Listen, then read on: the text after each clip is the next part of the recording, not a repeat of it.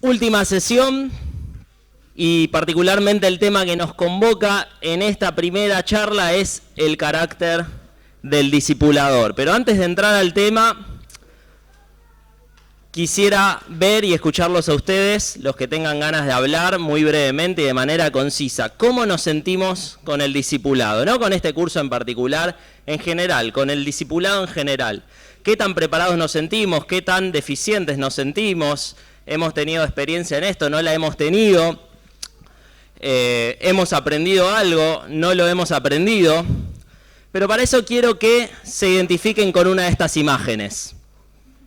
¿Cuál de estas imágenes describe mejor la manera en la cual nos sentimos con el discipulado? A ver, ¿alguien se anima a romper el hielo? Me dicen la 2 ahí, ¿por qué la 2? Como asustado, como ¿así era? ¿Para qué me anoté? Bien. El discipulado en general, sí. El discipulado en general, te digo discipulado, ¿qué reacción tenés en general? ¿Te sentís preparado o no te sentís preparado? Gerald dice el 6, porque esa es la que me cuesta definir de qué se trata esa cara, ¿no? ¿Eh?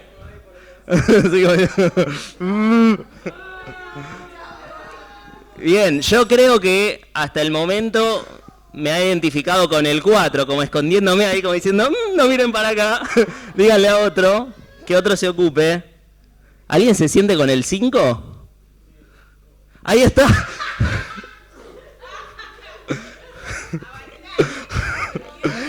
¿Sabés que dije el 5 no va a elegir? Nada, este parece medio altanero, decía yo. Pero bueno, digo, es válido. ¿Por qué? A ver, ¿por qué? Me pones en un tren y listo. Bien. O con un celular, ¿no? También. Que el 1 es simpático, es como, es como, bueno, sí, ya quiero arrancar. Bueno, con la 1, ya quiero arrancar. Bueno. La 3 me dice Vivi, la 3. Bien, es parecida a la 2, pero como más escéptico, ¿no? Bien. Muy bien, entonces arrancamos ya. En líneas generales, sensaciones positivas respecto al discipulado. Y quisiera comenzar con un versículo que está anotado en la cabecera del apunte en el capítulo número 5. Mateo, capítulo 7, versículos 28 y 29. El final del Sermón del Monte, la enseñanza magistral de Jesús acerca del Evangelio del Reino, termina relatándonos Mateo esto: y aconteció que cuando Jesús terminó estas palabras, la multitud se admiraba de su doctrina, porque les enseñaba, y esta es la parte importante, como quien tiene autoridad y no como los escribas. El Sermón del Monte nos plantea este contraste entre la manera en la cual los escribas y los fariseos concebían su religiosidad y la manera en la cual Jesús viene a plantear una nueva manera de entender la ley, una nueva manera de relacionarse con Dios. Y la gente enseguida se dio cuenta de la diferencia. Se dio cuenta de que aquellos eran hipócritas, aquellos eran superficiales, aquellos practicaban algo que no creían realmente en su corazón. En cambio, Jesús demostraba el panorama completo, mostraba ser una persona de una sola pieza, que lo que decía lo hacía y eso le daba autoridad. En otras palabras, el carácter de Jesús era lo que lo hacía una voz autoritativa, una voz que realmente era válida, era escuchable y la gente quería escuchar y quería seguirlo porque veían que realmente era veraz lo que decía, no como los escribas. Y eso nos hace pensar en lo importante del carácter que tenemos que tener, de cómo debemos ser para que nuestro discipulado realmente sea creíble, para que las personas realmente quieran seguir a aquel maestro que nosotros seguimos. Por lo tanto, decimos que el carácter del discipulador debe ser idóneo para la tarea, debe reunir las cualidades necesarias para la tarea. El carácter del discipulador va a definir entonces la aptitud del discipulador para esta tarea. Y tenemos que tener en cuenta que no todos cumplimos las mismas tareas dentro del cuerpo de Cristo, dentro de la iglesia. ¿Cuáles son los objetivos de esta clase? Bueno, vamos a enfatizar en primer lugar la importancia del ser, es decir, lo que podríamos llamar la cuestión ontológica. Ontos significa ser en griego, y vemos en la Biblia que a lo largo de toda ella se recalca más lo que somos que lo que hacemos. Dios le da más importancia a lo que somos que a lo que hacemos. Queremos también identificar algunas características espirituales de la persona que se va a dedicar al discipulado y características prácticas también. Y finalmente vamos a valorar las diferencias ministeriales, esto que decíamos de que no todos necesariamente hacemos lo mismo. Y para hablar de carácter vamos a empezar definiendo qué es el carácter según como lo define el diccionario. Y al leer esto me acuerdo que releyendo el apunte de este capítulo en particular esta semana encontré varios errores ortotipográficos, podríamos llamar. Sepan disculpar, si hay una próxima cohorte lo editaremos de nuevo. Pero el diccionario dice que el carácter es el conjunto de cualidades o circunstancias propias de una persona que la distingue por su modo de ser u obrar de las demás. Aquellas cualidades que son inherentes, son propias, son desarrolladas por una persona en particular y que la hacen distinta de las demás. Y esto incluye todo lo que somos y todo lo que hacemos. Entonces, vamos a pensar en esta primera idea. Tenemos que ser antes de hacer, y eso es algo que seguramente me escucharon decir varias veces, y es que Dios, como decíamos recién, busca la pureza del corazón. Si leemos toda la Biblia vamos a encontrar esta idea, no solo en el Nuevo Testamento, no solo en el Sermón del Monte, también en el Antiguo Testamento. El propósito de la ley que Dios le dio al pueblo no era que hicieran una cierta cantidad de cosas, el propósito era que se les forme un corazón virtuoso para buscar a Dios y tener un corazón puro. Cuando Jesús enseña el Sermón del Monte, Él lo que hace es dar una reinterpretación de la ley, ¿verdad? Pero Él dice, no vine a abolir la ley, sino que vine a cumplirla. Toda aquella ley que ustedes tenían y que no sabían bien cómo hacer para cumplirla, bueno, yo la cumplo. Y acá les doy el secreto es que ustedes tengan un corazón puro. Dice, ustedes leyeron en la ley que no podían hacer esto. Bueno, yo les digo incluso que el que hace tal cosa en su corazón, en su mente, ya obró mal. Lo importante es lo que está dentro, no lo que se ve afuera. Y Jesús llega a la conclusión en el Sermón del Monte diciendo, de esto se trataban la ley y los profetas, de tener un corazón puro. Y leemos allí en Jeremías y en Ezequiel que en el nuevo pacto Dios derramaría su espíritu para que la ley esté grabada en el corazón de las personas del pacto. Dios quiere no que nosotros hagamos muchas cosas exteriormente, sino que su ley esté grabada en nuestro corazón, que seamos personas íntegras, que seamos personas puras para después hacer todo aquello que le sirva a Él, ¿verdad? Lo que hacemos es resultado de lo que somos. El accionar procede del ser. Y primero se forma el carácter, y tenemos varios ejemplos de esto en la Biblia, y luego se sirve. Lo vimos en los modelos de discipulado de Jesús y de Pablo. En la primera etapa Jesús y Pablo no mandaban a las personas a servir, por el contrario, Él les mostraba lo que era ser una persona íntegra, Él les enseñaba acerca de aquello que debían saber y aquellas convicciones que debían abrigar en sus corazones, y después los mandaba a servir y a hacer en el ministerio. Fíjense lo que dice 1 Samuel capítulo 16 versículo 7. Esta es la escena en la cual Samuel va a ungir a un nuevo rey que reemplazaría a Saúl. El pueblo había querido un rey y lo había querido conforme a las otras naciones, conforme a lo que esperaríamos de alguien virtuoso en este mundo, y la cosa salió mal. Saúl fue un fracaso de rey y Dios quería un rey conforme a su corazón. Y dice, y Jehová respondió a Samuel cuando fue a la casa de Isaí a ungir al próximo rey, no mires a su parecer ni a lo grande de su estatura, porque yo lo desecho. No me importan las cosas externas.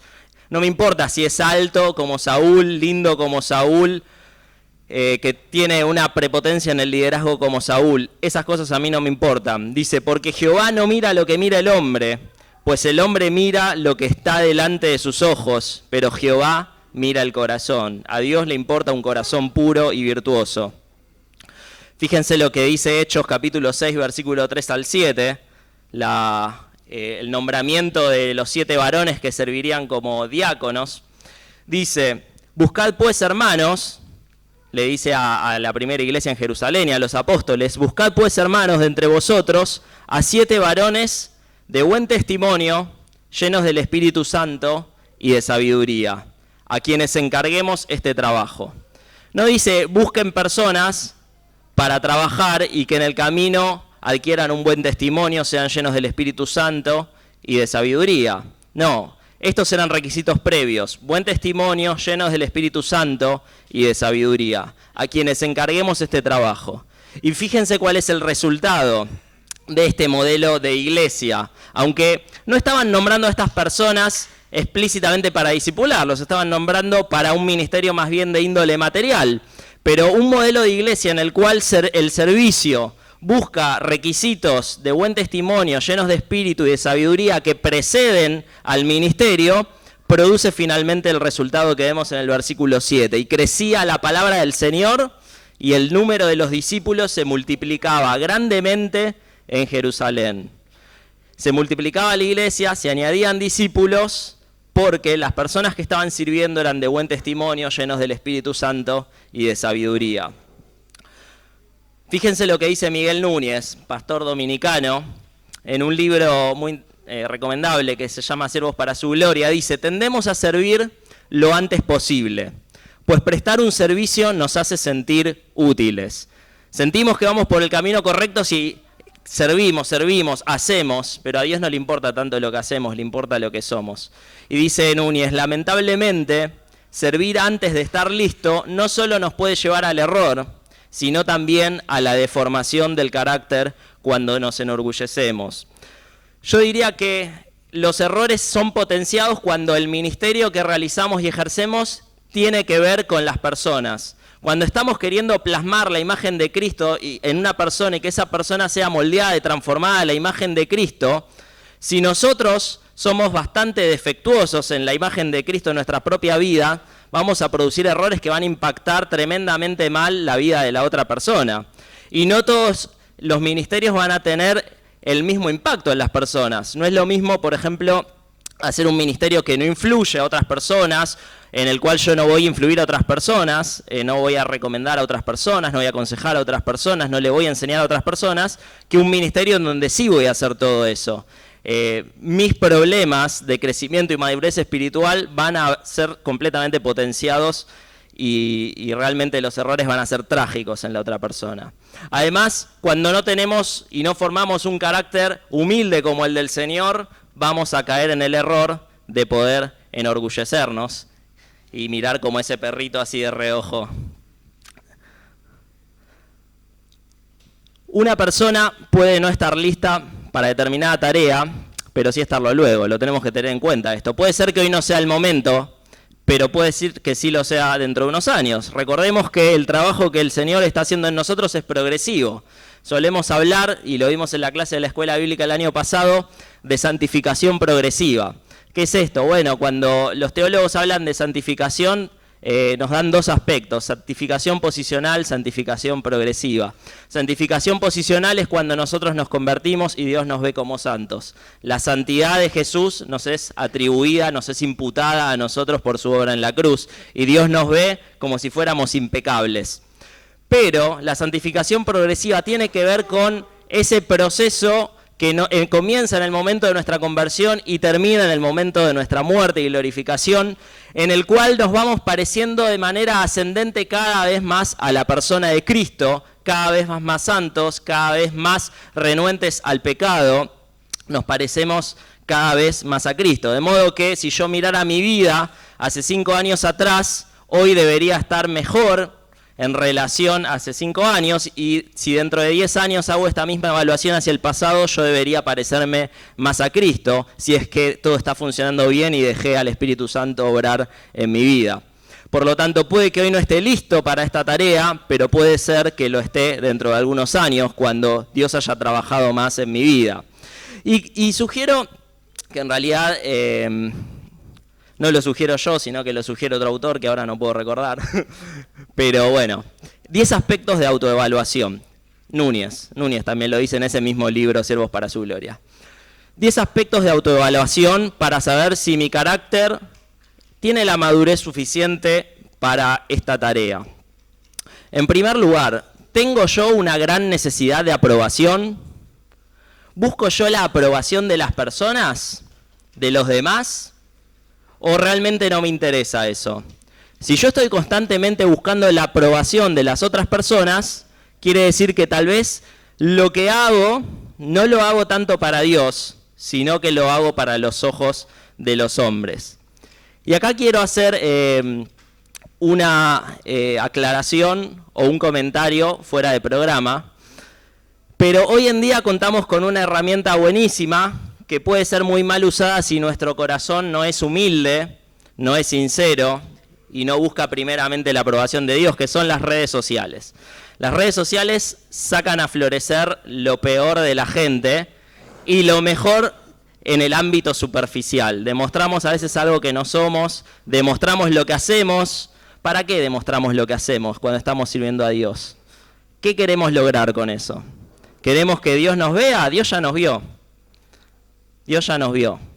Preguntémonos eso. Cada cosa que nosotros hacemos en nuestra vida deberíamos preguntarnos previamente, ¿para qué estoy haciendo esto? Bueno, ¿para qué subo fotos de que estoy discipulando a alguien? ¿Para qué subo cómo estoy sirviendo a las redes sociales? ¿Quién pretendo que la vea? ¿De quién espero la aprobación? Segundo aspecto de autoevaluación, los celos ministeriales. Cuando a otro le va muy bien en lo que está haciendo en su ministerio. Cuando otro hizo algo realmente bueno y yo pienso para mí, ay, me gustaría haberlo hecho a mí. Qué lástima que no le fue un poquito peor. Qué bien que predicó ese mensaje. Cuando me gustaría a mí estar haciendo lo que está haciendo el otro. Si yo tengo celos ministeriales, estoy dando pruebas y demostrando una actitud inmadura. La condenación frecuente a otros, cuando estoy buscando todo el tiempo la paja en el ojo ajeno, pero tengo una ceguera tremenda para ver que yo tengo una viga de hormigón armado en mi propio ojo. Condeno frecuentemente y todo el tiempo a otros, estoy buscando el error en los demás, pero no soy realmente sincero en una autoevaluación propia. Una personalidad irascible, y esto es algo en lo cual seguramente Dios tiene que trabajar en muchos de nosotros. Cuando explotamos de ira por cosas a veces que realmente no lo ameritan. Amar el servicio en sí mismo, y esto es un error en el cual muchos de nosotros podemos caer. Hacemos un montón de cosas porque nos hace bien sentir que estamos haciendo cosas, pero realmente no estamos amando ni al Señor al cual estamos sirviendo, ni a los hermanos a los cuales deberíamos pretender edificar mediante nuestro servicio. Amamos el servicio, la actividad en sí misma, que todo salga bien, pero no amamos ni a Dios ni a las personas. Una renuencia a reconocer a los demás, y tiene que ver con algunas de las actitudes que mencionábamos antes. Cuando otra persona hace cosas bien, dio un buen mensaje, tocó bien en la alabanza, preparó una linda actividad, está sirviendo a Dios de una manera correcta y nosotros somos reacios a reconocerle lo que hace. Dificultad para controlar la lengua, y Santiago habla acerca de esto, ¿verdad? Que la lengua es como una pequeña chispa que enciende un gran fuego, un gran incendio, un gran bosque que se prende fuego, y la lengua es un problema. Y esto es algo que indudablemente todos tenemos que aprender a controlar con la ayuda del Espíritu Santo. Las cosas que decimos de los demás, cómo criticamos a los demás, las cosas que contamos que no debieran ser contadas porque nos fueron confiadas en la intimidad, debemos aprender a controlar la lengua. Y poca tolerancia al disentimiento.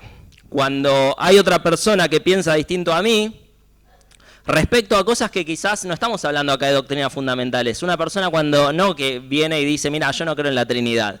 Ok, ahí te acepto un disentimiento. Pero cuando interpreta de manera distinta si teníamos que poner el atril de este lado o de ese lado, y nos ponemos a discutir por algo de ese estilo. Y estas son las discusiones más frecuentes en la iglesia. Yo llevo 35 años en esta iglesia y nunca escuché una discusión acerca de la Trinidad, de la inerrancia de la Biblia, de la resurrección y vuelta corporal de Jesús. pero sí escuché muchas discusiones acerca de cosas que no son realmente importantes, que no son realmente trascendentes, y a veces hasta elevamos la voz, hasta nos enojamos. Bueno, eso es una muestra de que todavía tenemos que madurar un poco más. Entonces, 8 parámetros de autoevaluación, no para que los busquemos en las otras personas, sino para que nosotros mismos nos comparemos con esa vara y podamos parecernos más a Jesús. El discipulador, y yo diría todo ministro que sirve, pero en particular el discipulador porque tiene que influenciar a otras personas de manera positiva que se parezcan a Jesús, tiene que ser un ejemplo de integridad, tal como lo fue Jesús. Integridad nos habla de ser de una sola pieza, de que lo exterior se condice con lo interior, y nuevamente el Sermón del Monte es la enseñanza maestra acerca de la integridad. La integridad es el gran tema del Sermón del Monte. Nos habla la integridad de que si a nosotros nos cortaran por la mitad, metafóricamente hablando, lo que se veía de afuera finalmente va a ser lo mismo que estaba de adentro. No como si nosotros agarráramos alguna joya o algún metal precioso y lo cortáramos y vemos que adentro en realidad era un latón y que estaba revestido por afuera. No, tiene que ser como un lingote de oro macizo. Lo cortamos y el oro de afuera es exactamente igual al oro de adentro. Personas íntegras. Y acá no sé por qué salió duplicado esto, pero nos habla la integridad, agrega algunas cosas, que todos los aspectos del carácter necesitan ser transformados. Todos los aspectos del carácter necesitan ser transformados y que tenemos que demostrar una devoción auténtica a Dios. Fíjense lo que dice el Salmo 24, 3, 4. Dice, ¿quién subirá al monte de Jehová? ¿Y quién estará en su lugar santo? El limpio de manos, es decir, lo que hacemos, y puro de corazón. La pureza no es solamente interna, es exterior. No es solamente exterior, demostrar una piedad visible, sino que también es interior. Lo que hacemos y lo que somos, el limpio de manos y puro de corazón. Fíjense lo que dice Isaías 33, 14 al 16. ¿Quién de nosotros morará con el fuego consumidor? ¿Quién de nosotros habitará con las llamas eternas? Y acá no está hablando del infierno, está hablando de Dios. El que camina en justicia y habla lo recto, el que aborrece la ganancia de violencias, el que sacude sus manos para no recibir cohecho, el que tapa sus oídos para no oír propuestas sanguinarias, el que cierra sus ojos para no ver cosa mala, este habitará en las alturas. Presten atención a las palabras resaltadas. El que camina, es decir, andamos una vida con Dios. El que habla, ese aspecto tan difícil de nosotros, hablar las cosas que están bien, que edifican, que son correctas, que hacen bien al otro, y no lo que hace mal, que no suma, que resta. El que aborrece aquello que está mal. Tenemos que aborrecer el pecado. No podemos ser permisivos con el pecado, ni en nuestra vida, ni en la de los demás. No podemos ser tolerantes con el pecado. El que no recibe cohecho, es decir, el que no es cómplice de aquello que estaba mal. El que no es cómplice de aquello que estaba mal. Y acá no me estoy refiriendo a ser cómplice de un robo a un banco o un asesinato. Pero cuando prestamos nuestros oídos para que se hable mal de alguien, somos cómplices. El que no oye propuestas sanguinarias, cuidar nuestros oídos de aquello que oímos, busquemos oír cosas que edifican, no cosas que no edifican, y finalmente nuestra vista, aquello que vemos. Fíjense que esto abarca prácticamente todo lo que hacemos e incluso todo lo que somos. Y eso tiene que estar alineado con la voluntad de Dios. Este habitará en las alturas. Decíamos, y tal vez me estoy repitiendo en algunas cosas, sepan disculpar, ayer volvimos tarde. La integridad es el tema del Sermón del Monte. Bien, fíjense lo que dice Jesús. Mateo 6:21. Donde esté tu tesoro, allí está también tu corazón. La integridad tiene que ver con aquello que más valoramos, con aquello que más queremos. ¿Es Dios aquello que más valoramos, aquello que más queremos? ¿Es lo eterno? Donde esté tu tesoro, allí está también tu corazón. Y fíjense lo que dice Jesús unos versículos después. Jesús en estos versículos está hablando acerca de las riquezas, ¿verdad? Está aplicando el tema de la integridad en el Sermón del Monte a distintos aspectos de nuestra vida. Y en este caso puntual lo aplica a las riquezas, pero se puede percibir este principio de que nadie puede servir a dos señores, ya sea respecto a las riquezas o respecto a cualquier otra cosa, porque va a menospreciar a uno y amar al otro. Nadie puede servir a dos señores porque menosprecia a uno y ama al otro. La persona que es íntegra sirve a un solo Señor. No puede servir a Dios y a mi vanagloria. Tiene que servir únicamente a Dios. Jonathan Pennington escribió un libro excelente y muy recomendable que se titula El Sermón del Monte y el Florecimiento Humano, y dice lo siguiente: puesto que el corazón es el centro de control y asiento de la misma persona, uno no puede estar dividido en su devoción. La persona íntegra sirve exclusivamente a Dios. La persona superficial trata de servir a Dios y a las cosas de este mundo. El resultado es una división del corazón, una falta de integridad. Tenemos que ser sinceros con esto mismo y buscar en nuestro ministerio, sea el discipulado, sea cual sea, servir a Dios y no a los ojos de las personas, y buscar alabanzas para nosotros mismos. Vamos a hablar entonces un poco de cualidades espirituales que debiera tener idealmente cualquier creyente, pero particularmente aquel que pretenda influenciar a otros y ayudar a otros para que se parezcan a Jesús. En primer lugar, lo esencial, lo que resume toda la ley y todos los mandamientos: amar a Dios y al prójimo. Dice en Mateo 22, Jesús: ama al Señor, tu Dios, con todo tu corazón. Y está dando acá un resumen de lo que es la ley completa, la esencia, el corazón de la ley. Con toda tu alma y con toda tu mente. Este es el primero y más importante de los mandamientos. Y el segundo se deriva de este: ama a tu prójimo como a ti mismo. De estos dos mandamientos dependen toda la ley y los profetas. Todas las indicaciones de la Biblia, dice Jesús, se resumen en esto: amar a Dios y amar al prójimo. Y lo sabemos todos y nos lo aprendimos de memoria en la escuela dominical, pero es muy difícil de practicar. ¿Por qué? Porque nos amamos demasiado a nosotros mismos y nos cuesta darle ese primer lugar primeramente a Dios y que produzca como resultado el amor a los prójimos. Dice la palabra que aquel que no ama a los hermanos, ¿cómo entonces dice que ama a Dios? Aquel que no ama a los hermanos, ¿cómo puede estar diciendo que ama a Dios? Segunda cualidad espiritual es un enfoque en lo eterno. Segunda a los Corintios, capítulo 4, 18, dice: así que no nos fijamos en lo visible, sino en lo invisible, ya que lo que se ve es pasajero, mientras que lo que no se ve es eterno. ¿Nos importan más las cosas de este mundo que las trascendentes? ¿Nos importan más las cosas de este mundo que aquello que tiene un enfoque eterno? Debiéramos abocar nuestra vida entera, invertir nuestro tiempo, nuestros esfuerzos, nuestros recursos en aquello que realmente perdura para eternidad, no en aquello que se va a terminar cuando nuestros días en esta tierra acaben. Tercer lugar, relación íntima con Dios. Debiéramos todos nosotros cultivar una relación con Dios. Fíjense lo que dice el Salmo 25:14. En el apunte hay otro pasaje de Pedro, pero este me gustó también para sumarlo. Dice: la comunión íntima de Jehová es con los que le temen, y a ellos hará conocer su pacto. La comunión íntima de Jehová es con los que le temen, y a ellos hará conocer su pacto. ¿Hay acaso algún privilegio mayor del cual podamos disfrutar en esta vida que tener una relación de intimidad con Dios? Yo creo que no. Y tenemos que cultivar nuestra relación con Dios en intimidad y caminar con Él constantemente, y Él nos va a hacer conocer su voluntad.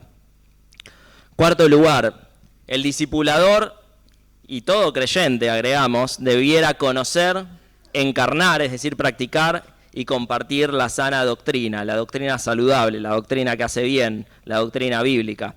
Pablo le dice a Timoteo en la segunda carta: te encarezco delante de Dios y del Señor Jesucristo, que juzgará a los vivos y a los muertos en su manifestación y en su reino.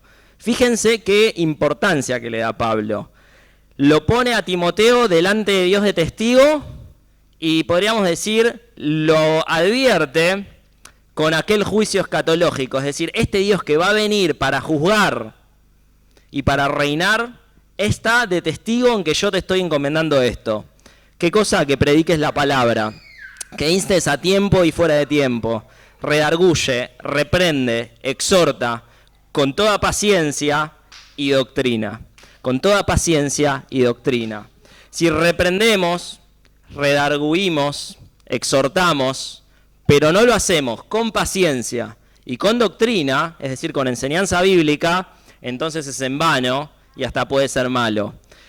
El redarguir, el reprender, el exhortar, tiene que ir acompañado en primer lugar de paciencia, cosa que no siempre hacemos, y de enseñanza bíblica correcta, de doctrina bíblica. Fíjense lo que le dice a Tito. Presentándote tú en todo como ejemplo de buenas obras, en la enseñanza mostrando integridad, es decir, aquello que decís lo tenés que hacer. Seriedad, palabra sana e irreprochable, de modo que el adversario se avergüence y no tenga nada malo que decir de vosotros. ¿Quién es el adversario ahí? ¿La persona a la cual estoy aconsejando, discipulando? No, es el diablo, y no tenga nada malo que decir de vosotros, ni por medio de personas que me acusen, ni delante del trono de Dios acusándome. En quinto lugar, el discipulador debiera ser, al igual que Jesús, al igual que el Maestro, al cual seguimos y al cual queremos formarnos a su imagen, manso y humilde. No podemos ayudar a otros a que se parezcan a Jesús si nosotros no nos parecemos a Jesús. Y Jesús dijo, llevad mi yugo sobre vosotros y aprended de mí, que soy manso y humilde de corazón, y hallaréis descanso para vuestras almas. El descanso auténtico, la paz auténtica, la encontramos imitando a Jesús, que es manso y humilde. Y ese es el descanso y la paz que queremos transmitirle a los discípulos. Cualidades prácticas ahora. Podrían ser más, pero yo diría que estas son como mínimo lo que debiéramos esperar. Y que sin duda todos nosotros tenemos que desarrollar con ayuda de Dios, ¿verdad? Y tenemos que orar para esto. En primer lugar, tenemos que saber escuchar. Tenemos que saber escuchar. Dice Marcos capítulo 4, versículo 24, en otro contexto, pero creo que el principio se puede extraer perfectamente. Presten mucha atención a lo que oyen. Cuanto más atentamente escuchen, tanto más entendimiento les será dado. Acá Jesús lo está diciendo respecto de sus enseñanzas, pero fíjense este principio. Si escuchamos atentamente, tal como dice ahí, vamos a tener mayor entendimiento. Si nosotros estamos cultivando una relación personal con la otra persona y para discipularle, tenemos que en primer lugar saber escucharla y vamos a aprender a entender a la otra persona, por qué llegó a la instancia en la que está y saber y adaptarnos mejor a sus necesidades. Cuanto más escuchamos, más entendemos. En la actualidad existe una religión que es la religión del psicoanálisis, ¿verdad? Muchas personas crónicamente a lo largo de su vida sienten la necesidad de recurrir al psicoanálisis. Y no hablo de psicología, hablo de psicoanálisis en particular. Una rama un tanto dogmática con principios esotéricos que nada tiene que ver con la ciencia. ¿Por qué pasa esto? ¿Por qué hay personas que durante 20, 30, 40 años van asiduamente a analizarse? No para resolver problemas patológicos, sino simplemente para que otra persona los escuche y de ese modo hacer cierta catarsis y poder llegar a una resolución de sus problemas. Bueno, en parte porque no cumplen o no tienen naturalmente la necesidad de ser escuchados. Y la iglesia debería cubrir esa necesidad de escuchar a las personas mediante consejería bíblica y particularmente en las relaciones de discipulado. Si sabemos escuchar a la otra persona, solo el hecho de escucharla, por más que no tengamos la resolución práctica a su problema, ya es un gran paso y va a ser un avance para que esa persona pueda lidiar con la ayuda de Dios con sus problemas. También hay un libro muy recomendable al respecto, Paul David Tripp, Guerra de Palabras. Fácil lectura, cortito, interesante, todo Tripp es recomendable. Pero allí habla acerca de la resolución de nuestros conflictos por medio de la comunicación y dice, desde el minuto en que se creó este mundo, estamos en una guerra de palabras. Dios habló y las cosas fueron creadas, y las cosas fueron creadas bien. Pero después el diablo habló, y el diablo hizo que todo se arruinara. Y a partir de ese entonces estamos en un problema de comunicación, en un conflicto de palabras. Y todo aquello que decimos tiene que ver con todo aquello que somos y creemos. Tenemos que aprender a resolver nuestros problemas mediante la comunicación y mediante el uso correcto de las palabras. En segundo lugar, saber confrontar y corregir. Leímos ya versículos sobre esto, pero fíjense cómo Pablo confrontaba a sus discípulos. Oh Gálatas insensatos, y dependiendo la versión que tengan, esto puede ser un poquito más violento. Nueva versión internacional, si no me equivoco, traduce tontos. ¿Quién os fascinó para no obedecer a la verdad?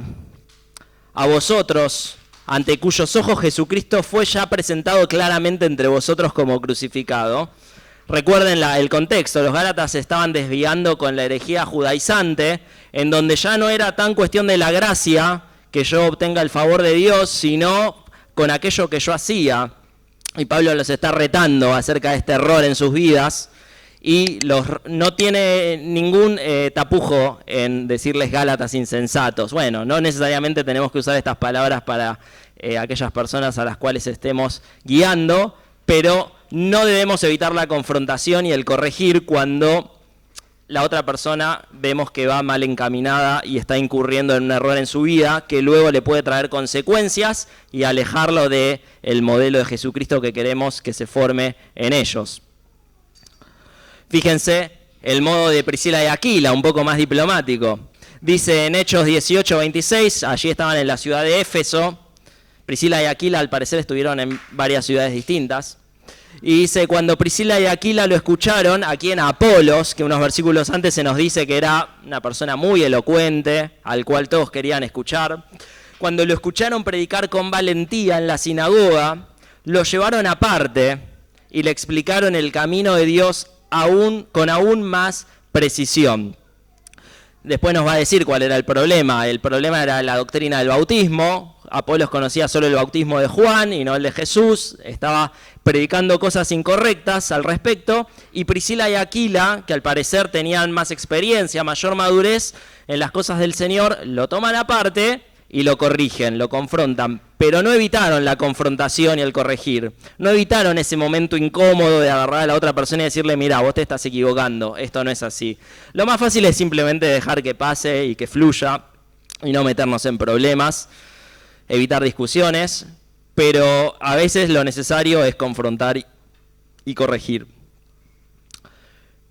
En tercer lugar, el discipulador tiene que saber advertir a las personas. Si nosotros vemos a una persona no vidente que va de camino a un risco, a un precipicio, seguramente no vamos a dudarlo, le vamos a advertir. Quizás hasta vamos y lo agarramos. Bien, lo mismo tenemos que hacer con las cuestiones espirituales. Cuando una persona se está equivocando en las decisiones que toma, en su matrimonio, en su trabajo, en las personas con las que se junta, etcétera, tenemos que advertirle con tiempo porque podemos salvar el alma de esa persona. Fíjense lo que dice Ezequiel 3:18. Cuando yo diga al impío, ciertamente morirás si no le adviertes, si no hablas para advertir al impío de su mal camino, a fin de que viva, ese impío morirá por su iniquidad, pero yo demandaré su sangre de tu mano. Hay una responsabilidad que Dios carga sobre la persona que tiene la tarea a su cargo de advertir a aquel que está guiando. Dice Dios, yo demandaré su sangre de tu mano. Tenemos que advertir cuando vemos que hay algo que no anda bien. Tenemos que saber aconsejar, pero no de cualquier manera. Consejos todo el mundo da, opiniones todo el mundo da. Cualquier persona puede recibir consejos de lo que tiene que hacer en su vida, en el trabajo, en la universidad, en cualquier lado. Tenemos que aconsejar bíblicamente. Dice Proverbios 19:20, escucha el consejo y recibe la corrección, para que seas sabio en tu vejez. Muchos pensamientos hay en el corazón del hombre, mas el consejo de Jehová permanecerá. Tenemos que entender que el consejo que permanece, aquel que sirve, aquel que es útil, es el consejo de Dios. Y ese es el consejo que tenemos que darle a las personas que estamos guiando. En quinto lugar, tenemos que saber inspirar a los demás. No tenemos que ser negativos y echarle todo el tiempo abajo, ¿verdad? Tenemos que saber inspirar a los demás, incluso cuando se equivocan. Hay que reprender, corregir, aconsejar, pero inspirar a que sigan su camino siguiendo a Jesús. Sexto lugar, Tenemos que ser comprometidos y responsables. Comprometidos y responsables. Ya hemos hablado, Dami habló de estas cosas. No podemos comprometernos con una persona y abandonar nuestro seguimiento hacia ella. Ay, no, bueno, yo estoy con un montón de cosas. Tengo a mis hijos, mi trabajo, mi ministerio. La verdad que ya no te puedo contestar. No podemos hacer esas cosas. La otra persona nos va a ver, va a analizar el compromiso que demostramos y nuestra responsabilidad. Si coordinamos juntarnos los martes será, salvo que ocurra una desgracia, pero tenemos que ser comprometidos y responsables. Dice, tú pues sufre penalidades, dice Pablo a Timoteo, como buen soldado de Jesucristo. ¿Y cómo son los milicos como Pablo? Gente disciplinada, Sufre penalidades como buen soldado de Jesucristo. Y después dice, como el que lucha como atleta no es coronado, sino lucha legítimamente. El que lucha como atleta no es coronado, no como un rey, sino con esa corona de que ganó la competencia, ¿verdad? Como se daba en las Olimpiadas antiguamente. El que lucha como atleta, como Pablo, no es coronado, sino lucha legítimamente. El atleta, ¿qué hace? Entrena disciplinadamente, es responsable y está comprometido con su disciplina. Y el labrador, para participar de los frutos, es decir, para obtener resultados, debe trabajar primero.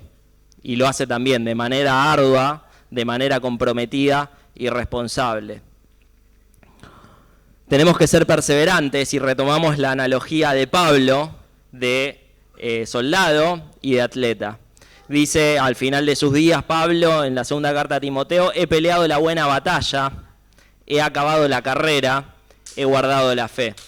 El atleta que puede terminar la carrera es aquel que fue comprometido y responsable y que perseveró.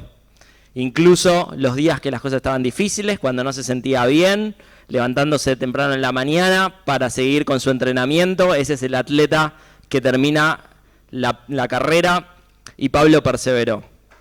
Y nosotros debiéramos perseverar. Y dice, he peleado la buena batalla. Por lo demás me está guardada la corona de justicia, la cual me dará el Señor juez justo en aquel día.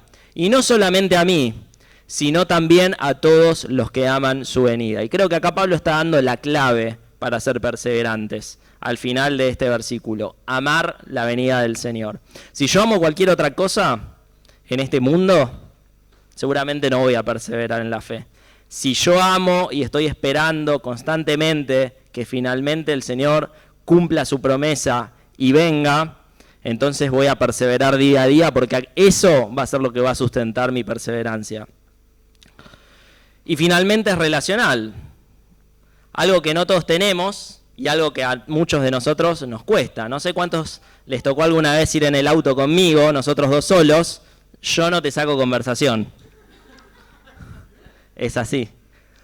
Pero esto es algo que puede ser sorteado de diversas maneras y con creatividad. Pensemos, por ejemplo, en un modelo discipulado en el cual una persona es muy relacional, pero no tiene tanto conocimiento y se le suma una persona que tiene mayor conocimiento bíblico y entre las dos discipulan a un matrimonio, a una persona en particular. Digo, como había dicho Dami, no hay una receta específica para el discipulado y podemos adaptarnos de acuerdo a las cualidades de uno y de otro. Pero fíjense lo que dice Romanos 12:10. Finalmente tenemos que buscar cultivar una relación principalmente con los hermanos. Dice, amaos los unos a los otros con amor fraternal.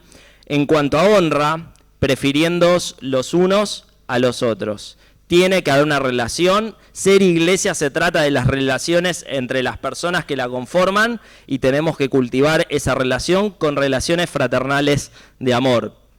Y finalmente una mención respecto a la diversidad ministerial. Hablábamos recién de que no todos tenemos las cualidades más adecuadas quizás para determinado ministerio y sí tenemos para otras. Y la Biblia obviamente habla mucho acerca de esto.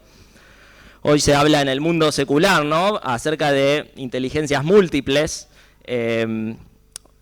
Una persona es más apta para el deporte, otra persona es más apta para la música, otra persona es más apta para el liderazgo, para las emociones, etcétera. Bueno, la Biblia ya lo había dicho mucho antes en pasajes como Efesios 4, 1 Corintios 12 y Romanos 12.